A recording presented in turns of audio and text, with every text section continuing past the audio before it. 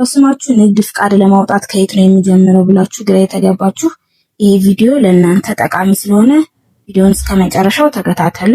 ቻናሌ አዲስ ስለሆነ የተለያዩ መረጃዎችን ስለምለቅ መረጃዎች እንዲደርሳችሁ ሰብስክራይብ እና ላይክ ሼርን እያደረጋችሁ እኔንም አበረታቱኝ። ሰላም ጤና ይስጥልኝ ውድ የቻናሌ ቤተሰቦች፣ ለማታውቁኝ አገሬ ይባላለሁ። ዛሬ ለእናንተ ይጠቅማችኋል ብዬ ያዘጋጀሁት መረጃ በስማችሁ ንግድ ፍቃድ ለማውጣት ከየት መጀመር እንዳለባችሁ እነግራችኋለሁ። ቪዲዮውን እስከ መጨረሻው ተከታተሉ። በመጀመሪያ ማድረግ ያለባችሁ የንግድ ቤት ኪራይ ውል በውልና ማስረጃ በመቅረብ መዋዋል አለባችሁ። ውልና ማስረጃ ልትዋዋሉ ስትመጡ ማንኛውም ዶክሜንት የሚያስፈልጉ ዶክሜንቶችን እንዳትረሱ። አንድ ዶክሜንት ከጎደለች ስለማያስተናግዷችሁ ጉዳያችሁ ሳትፈጽሙ እንዳትመለሱ መርሳት የሌለባችሁ ዶክሜንቶች እነግራችኋለሁ ማለት ነው። አንደኛ የቤቱ ካርታ፣ የቤቱ ኦሪጂናል ካርታ ይዛችሁ መገኘት አለባችሁ። ኮፒ ከሆነ አይቀበላችሁም፣ ኦሪጂናሉ ያስፈልጋል። ሁለተኛ የአከራዩ የጋብቻ ሁኔታ ያስፈልጋል። ያከራያችሁ ሰው የጋብቻ ሁኔታው ያገባ ከሆነ ባለቤቱ አብራው መገኘት ይኖርባታል። መገኘት ካልቻለች ውክልና ሊኖረው ይገባል። ኦሪጂናል የውክልና የሰጠችበት ዶክሜንት ይዞ መቅረብ አለበት ማለት ነው።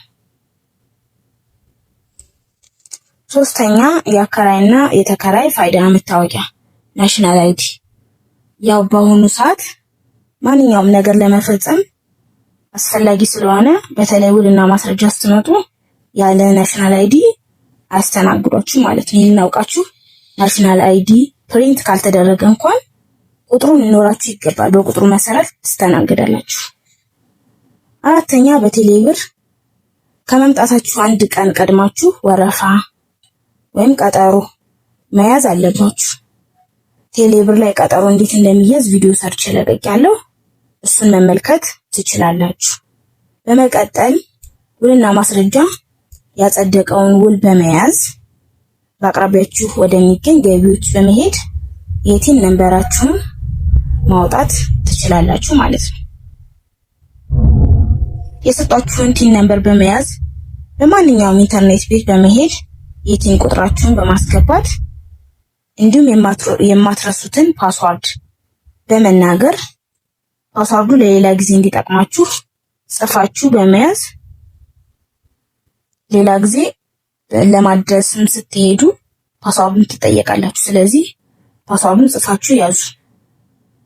ሰሞኑን ከሰራሁት አንድ ስራ ላካፍላችሁ። ባለጉዳዩዋ ቲን ነምበር ያወጣችሁ ክፍለ ሀገር ነበር። በአሁኑ ሰዓት አዲስ አበባ ነበር የምትኖረው። እዚህ የተለያዩ ንግድ ስራዎች ለመስራት የራሷን ቲን መጠቀም ፈለገችና ቲን ነምበሯ ክፍለ ሀገር ስለነበር እዛ ክፍለ ሀገር ላለ ሰው ውክልና በመስጠት ወደ አዲስ አበባ አዙረው እንዲልኩላት በማድረግ በአሁኑ ሰዓት በዛ ቲን ነምበር እዚህ ንግድ ፍቃድ አውጥታ እየሰራች ትገኛለች ማለት ነው። ስለዚህ ወዳጆቼ እናንተም ክፍለ ሀገር ከሆነ የቲን ነምበራችሁ ማዞር ትችላላችሁ ወደ አዲስ አበባ። ይሄንን በማወቅ ማንኛውም ጥያቄ ካላችሁ ኮሜንት ላይ ያሳውቁኝ። ቪዲዮዬን እንደወደዳችሁ ተስፋ አደርጋለሁ። በሚቀጥለው እስከምንገናኝ መልካም ጊዜ። እስከመጨረሻው ስለተከታተላችሁኝ አመሰግናለሁ።